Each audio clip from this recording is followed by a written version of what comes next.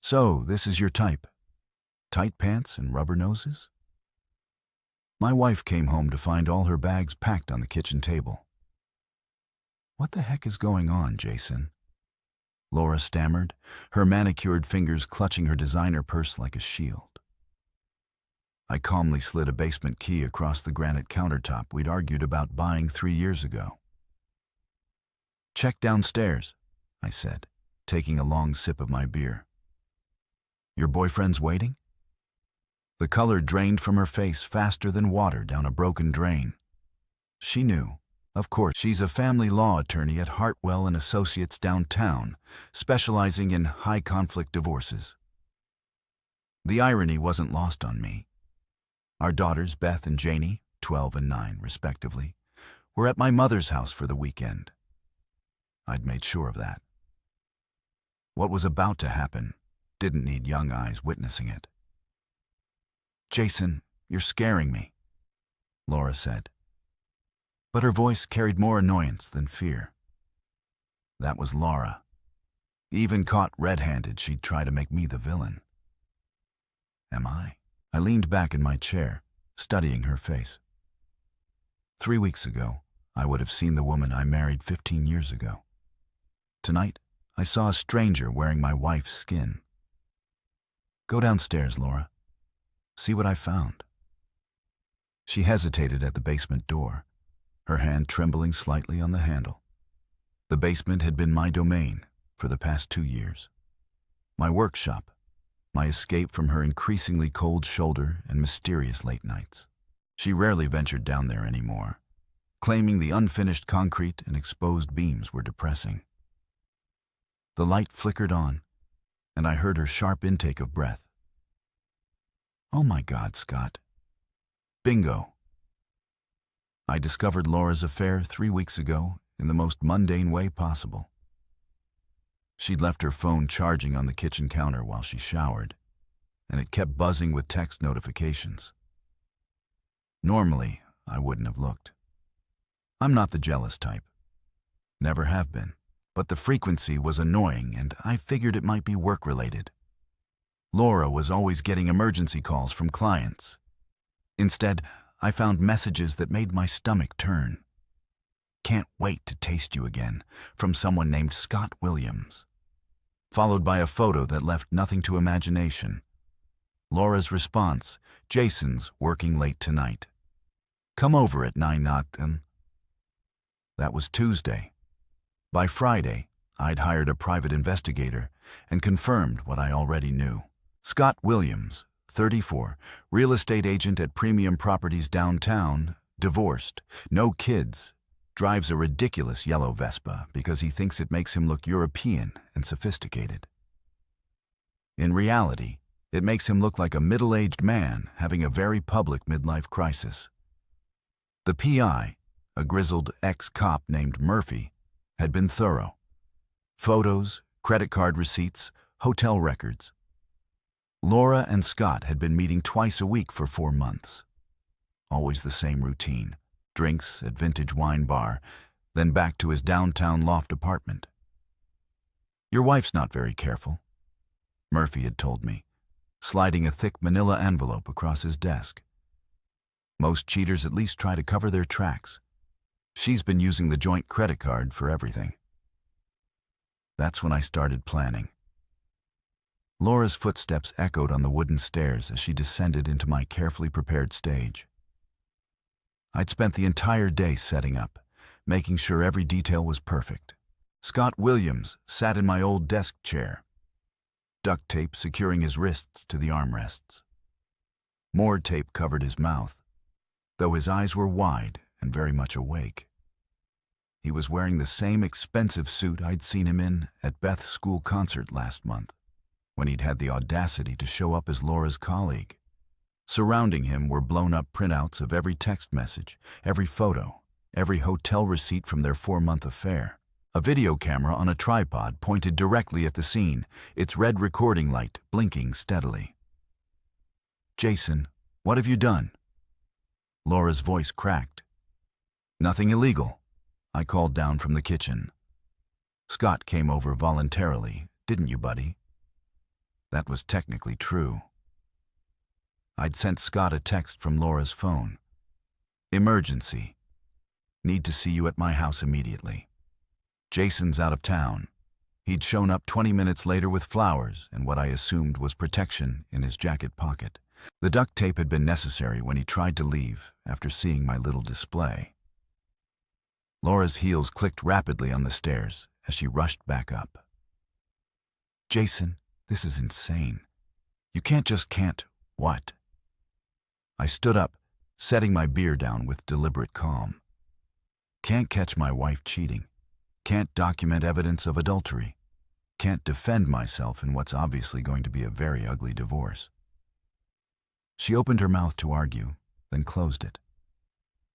Laura was many things, but she wasn't stupid. She knew it. He's got quite the following. Laura's face went white. He wouldn't. Oh, but he did. Nothing explicit, just enough to make it clear he was spending time with a married woman.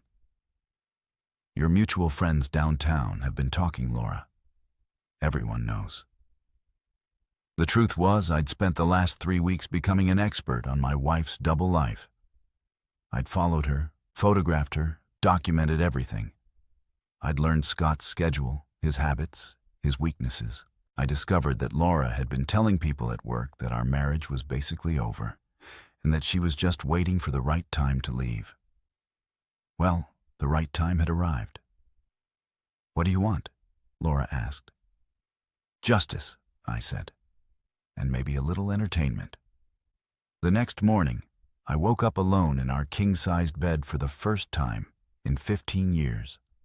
Laura had spent the night at her sister's house after I'd released Scott with a simple warning.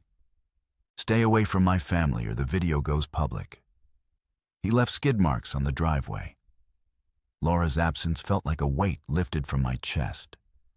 No more pretending everything was fine. No more ignoring the obvious signs.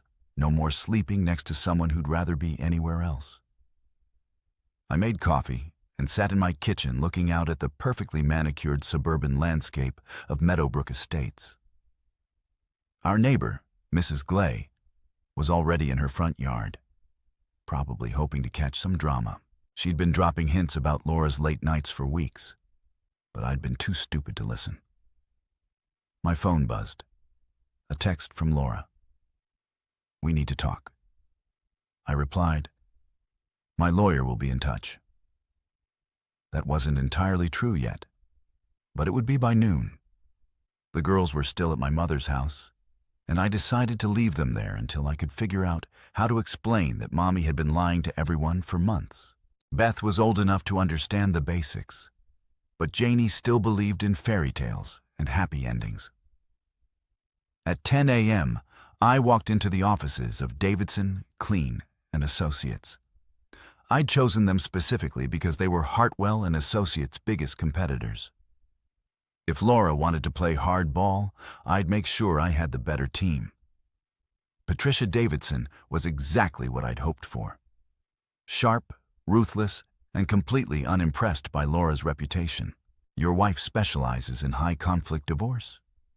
She asked, reviewing the evidence I'd brought. Ironic, isn't it? More than ironic, it's stupid. She should have known better than to leave such an obvious paper trail. Patricia flipped through the credit card statements, hotel charges, restaurant bills, even a jewelry purchase. She bought him a watch, Jason, with your money. That detail had particularly stung. A $1,500 Rolex purchased the same week she'd complained about our grocery budget. What are my options in Texas? Plenty. We have fault-based divorce, which means her adultery is relevant to property division and spousal support. With this evidence, you're looking at a very favorable settlement. Patricia smiled, and it wasn't a pleasant expression. Your wife just handed you every advantage. By noon, Laura had been served with divorce papers at her office. By 2 p.m., she was calling me nonstop. I let every call go to voicemail. The first message was angry. Jason, this is ridiculous. We can work this out without lawyers. The fifth message was desperate. Please call me back. We need to talk about the girls. The 10th message was threatening. You have no idea what you're starting. Actually, I knew exactly what I was starting. War. That evening, I picked up Beth and Janie from my mother's house. Mom had raised 4 boys and could smell trouble from 3 counties away. You look different, she said, studying my face. Lighter? Laura and I are getting divorced. Mom nodded like she'd been expecting this news for years. About time. That woman never deserved you. Don't say that in front of the girls. I'm not stupid, Jason, but I'm also not blind. Laura's been checking out of this family for years. The drive home with my daughters was the hardest part. Beth sat in the passenger seat, staring out the window with the kind of forced maturity that breaks a father's heart. Janie chattered about her weekend with Grandma, oblivious to the storm brewing around her. Is Mom coming home tonight? Janie asked as we pulled into the driveway. No, sweetheart. Mom's staying at Aunt Karen's for a while. Why? Because sometimes adults need space to figure things out. Beth turned to look at me. At 12, she was old enough to read between the lines. Are you and Mom getting divorced? I'd prepared for this question, but it still hit like a punch to the gut. Yes, Janie started crying immediately. Beth just nodded like she'd been expecting it. Is it because of that guy who came to my concert? Beth asked quietly. My hands tightened on the steering wheel. What guy? The one with the stupid scooter. Mom said he was from work, but they were holding hands when they thought nobody was looking. Jesus, even my 12-year-old had figured it out before I had. That night, after the girls were asleep, I sat in my basement looking at the chair where Scott had spent his uncomfortable evening. The evidence was still spread across my workbench. Photos, printouts, credit card statements, 15 years of marriage reduced to a pile of papers and digital files. My phone buzzed with another text from Laura. The girls need stability. Don't drag them through this. I replied. You should have thought about that before you started screwing your colleague. Her response came immediately. I never meant for this to happen, but it did happen for 4 months in hotels. I paid for wearing lingerie I bought while I was home, helping our daughters with homework. The typing indicator showed she was composing a response, then disappeared, then reappeared, then disappeared again. Finally, I want to see the girls. Talk to your lawyer. I don't have a lawyer yet. You will. I turned off my phone and went upstairs. Tomorrow, the real battle would begin. Laura hired Claire Barnett from the most expensive family law firm in Dallas. I knew this because Patricia Davidson called me at 7 a.m. with the news. Barnett's good. Patricia said, ruthless, expensive, and she doesn't lose often. Your wife isn't playing around. Neither am I. Good. Because Barnett's first move was predictable. She's filing for temporary custody of the girls and temporary spousal support. She's also claiming you kidnapped and terrorized her client's boyfriend. I laughed. Scott came to my house voluntarily, and he left unharmed. I have security camera footage of the whole thing. Even better, Barnett's overplaying her hand, which means she's desperate. Your wife must be panicking. She was. Laura showed up at my office that afternoon, looking like she hadn't slept in days. My co-workers pretended not to stare as she marched across the IT department in her power suit and designer heels. We need to talk, she announced loud enough for everyone to hear. No, we don't talk to my lawyer. Jason, please, 5 minutes. I looked around at my colleagues, all of whom were pretending to work while obviously listening to every word. Laura had just made our private business very public, which was exactly the kind of mistake I'd been hoping she'd make. Fine. Conference room. I led her to the small glass-walled meeting room where we held department reviews. Through the transparent walls, I could see my entire team watching us like we were a soap opera. "You're destroying our family," Laura said the moment I closed the door. "I'm destroying our family? That's rich coming from someone who's been cheating for 4 months. It wasn't supposed to happen like this." "How was it supposed to happen, Laura? Were you planning to leave me for him? Or were you just going to keep screwing around until I found out?" She flinched. "I don't know. I was confused." "Confused about what? Your marriage vows? Your responsibilities to our children? Or just confused about whether that $500 watch you bought him would look good with his yellow Vespa?" Laura's face crumpled. "You're being cruel. I'm being honest. There's a difference." "What do you want from me, Jason? You want me to gravel? You want me to beg? Fine. I'm sorry. I made a mistake. A mistake is forgetting to pick up milk. A mistake is missing a parent-teacher conference. Carrying on a 4-month affair while lying to your husband and children isn't a mistake, Laura. It's a choice. A series of choices." Through the glass walls, I could see my boss Rick approaching the conference room. This conversation was about to get even more public. The girls need both their parents. Laura tried again. The girls need honest parents. Parents they can trust. Parents who don't sneak around and lie. Rick knocked on the door. "Jason, everything okay in here?" I opened the door. Laura was just leaving. She looked like she wanted to argue, but the audience of my coworkers made that impossible. Instead, she gathered what remained of her dignity and walked out, her heels clicking angrily on the industrial carpet. "Personal stuff?" Rick asked after she was gone. "Divorce stuff?" Rick nodded sympathetically. He'd been through his own messy divorce 3 years earlier. "Take whatever time you need, man. And maybe next time, handle the drama at home. There won't be a next time." That evening, I took the girls to dinner at their favorite restaurant, a family pizza place called Mario's that Laura had always considered beneath us. She preferred upscale bistro with wine lists and cloth napkins. The girls preferred pepperoni pizza and arcade games. "Mom called me today," Beth said, picking pepperoni off her slice. She was crying. "I am sorry to hear that. She said you're being mean to her." I chose my words carefully. "Your mom and I are going through a difficult time. Sometimes adults say things they don't mean when they're upset." "Are you being mean to her?" "I'm protecting our family." Beth considered this. "From what?" "From people who want to hurt us."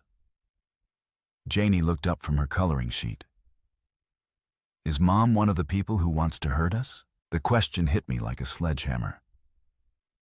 How do you explain to a 9-year-old that her mother chose her own happiness over her family's well-being?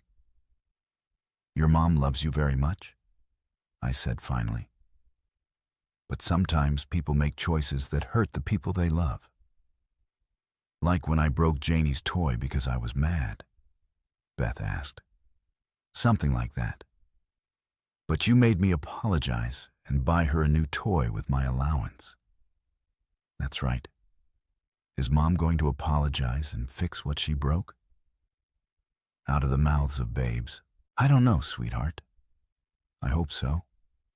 That night, after the girls were in bed, I found myself back in the basement staring at the evidence of my wife's betrayal. 15 years of marriage, 2 beautiful daughters, a house, a life we'd built together. All of it destroyed because Laura got bored and decided she deserved more excitement. My phone buzzed with a text from an unknown number. "This isn't over, Scott." I'd been wondering when he'd work up the courage to contact me directly. I replied, "You're right. It's just getting started." Within minutes, my phone was ringing. I let it go to voicemail, then listened to Scott's nervous, angry message. "Look, man, I don't want any trouble. What happened between Laura and me? It just happened, okay? We didn't plan it. But you can't just threaten people and expect." I deleted the message and blocked his number. Scott Williams was about to learn that some actions have consequences that last longer than the pleasure that caused them. 2 weeks into the divorce proceedings, my carefully ordered world exploded when I discovered that my closest friends had known about Laura's affair all along. The revelation came during what was supposed to be a routine guys' night at Murphy's Pub. Tom Henderson, Mike Sullivan, and Dave Chen had been my core group since college. We'd been best man at each other's weddings, godparents to each other's kids. The kind of friends you assume you'll have forever. "So, how are you holding up?" Tom asked. The bar noise faded to background static. "You knew?" "Not new," Mike said quickly. "Just suspected. For how long?" Another exchange of looks. "How long?" I repeated, my voice getting dangerous. "Maybe 6 months," Tom admitted. "Dave saw them together at that new wine bar downtown. They looked close. And you didn't think to tell me? It wasn't our business." Mike said, "Marriage stuff is complicated. We figured if you needed to know, you'd find out." I stared at them, these men I'd considered brothers, and felt something cold and hard settle in my chest. "You've been sitting here for 6 months watching me play the fool, knowing my wife was cheating, and you said nothing?" "Jason, come on," Dave said. "What were we supposed to do? Break up your marriage based on suspicion? You were supposed to be my friends." "We are your friends," Tom insisted. "That's why we stayed out of it." I stood up, throwing a 20 on the table. Friends don't let friends get humiliated. Friends don't sit back and watch while someone they care about gets betrayed. "Where are you going?" Mike called. "To find better friends." I walked out of Murphy's Pub and never looked back. The betrayal hit harder than Laura's affair. I'd expected marriage to be complicated, but friendship was supposed to be simple. You had each other's backs. You told the truth, even when it hurt. You didn't let your buddy walk around looking like a fool while his wife screwed around on him. But the worst part came the next day, when Patricia Davidson called with an update on the divorce proceedings. "I've got some interesting news." She said, "Claire Barnett contacted me this morning.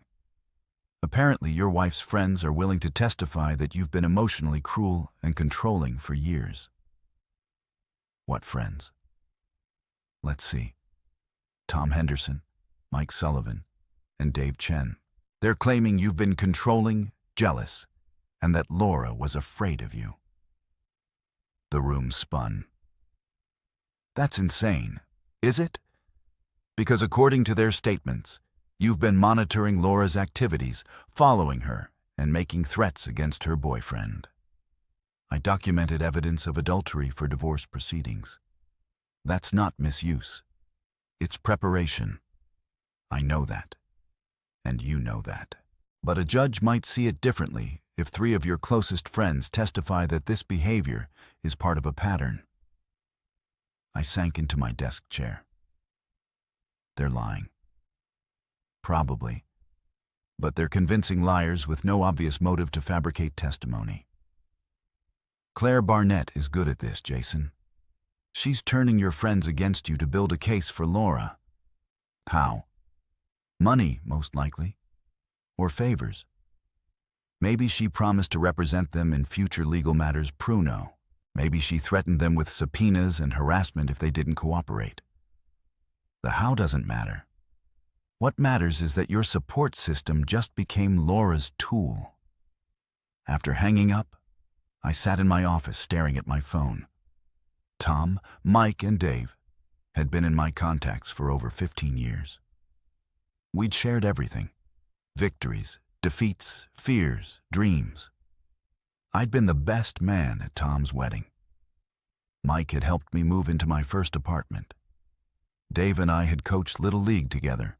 Now, they were willing to lie under oath to help my cheating wife take my children away. That evening, I did something I'd never done before. I drove to Tom's house and knocked on his door. "Jason," he said, looking guilty and nervous. "What are you doing here?" "I want to hear you say it to my face." "Say what?" "That I was aggressive. That Laura felt unsafe around me. That I'm the villain in this story." Tom's wife, Jennifer, appeared behind him. "Maybe you should leave, Jason. Maybe you should mind your own business, Jen. This is between me and my former friend." "Jason, come on," Tom said. "Don't make this harder than it has to be." "Harder than what has to be?" "Perjury, betraying someone who trusted you, helping a cheater steal her husband's children." "It's not like that." "Then what is it like?" "Explain it to me, Tom. Help me understand how watching my wife cheat for 6 months, saying nothing, then lying about me in court makes you a good friend." Tom's face flushed. "You want the truth? Fine.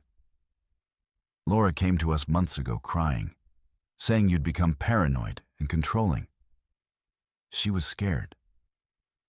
Jason, she said you were following her, checking her phone, making accusations because she was cheating. We didn't know that.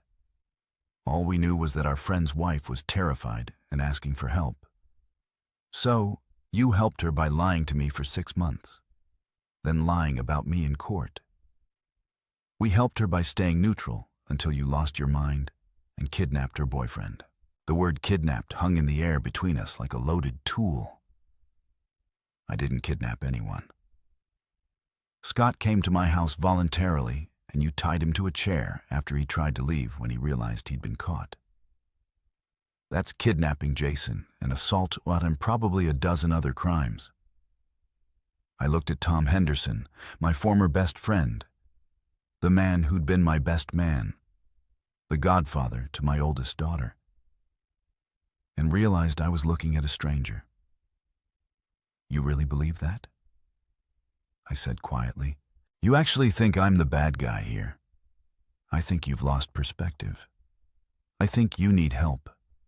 I think you're a coward who's more interested in avoiding conflict than standing up for what's right. Get off my property, Jason. Gladly.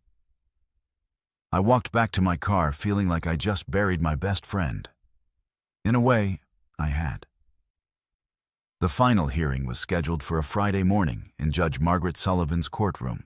Patricia Davidson had warned me that it would be ugly, but I wasn't prepared for just how ugly. Claire Barnett had done her homework. She'd painted me as a controlling, paranoid husband who'd driven his wife into the arms of another man through years of emotional misuse. My former friends testified via video deposition, each one describing incidents that sounded damning when stripped of context. Tom talked about the time I'd interrogated Laura about working late, leaving out the fact that she'd missed Janie's birthday party without calling. Mike described my obsessive behavior regarding Laura's whereabouts, failing to mention that this had started only after I'd found evidence of her affair. Dave testified about my violent temper, referencing the time I'd thrown a glass against the wall during an argument, but not mentioning that the argument had been about Laura's decision to take the girls to her mother's house for 2 weeks without discussing it with me. Taken together, their testimony painted a picture of a marriage destroyed by my paranoia and control, not Laura's infidelity. But Patricia Davidson was worth every penny I was paying her. Mr. Robrell, Henderson, she said during Tom's deposition. When exactly did Mrs. Fairburn first approach you with concerns about her husband's behavior? I don't remember the exact date. Was it before or after you witnessed her with Mr. Williams at the wine bar? Tom's face went pale on the video screen. I'm not sure. You're not sure? But you testified that you saw Mrs. Fairburn and Mr. Williams together approximately 6 months ago, and that they appeared to be in an intimate relationship. Are you now saying you can't remember whether her complaints about her husband came before or after you witnessed evidence of her adultery? I didn't witness adultery. I saw them having drinks. Drinks and what else, Mr. Henderson? They were close. How close? Objection, Claire Barnett interrupted. This is harassment. Overruled, Judge Sullivan said. Answer the question, Mr. Henderson. They were holding hands, kissing, and you didn't think to inform your close friend that his wife was kissing another man in public. It wasn't my place, but it was your place to testify against him in his divorce proceedings. Tom had no answer for that.